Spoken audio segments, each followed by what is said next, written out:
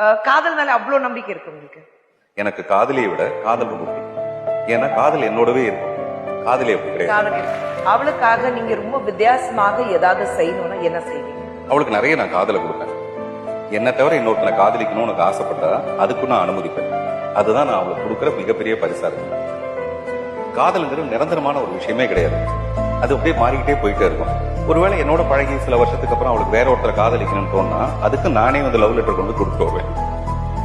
இதுதான் ஒரு காதலிக்கு அவளுக்கு லைஃப்லாம் என்ன மறக்கவே முடியாது. இதுதான் அந்த காதலிக்கு நான் கொடுத்துட்டு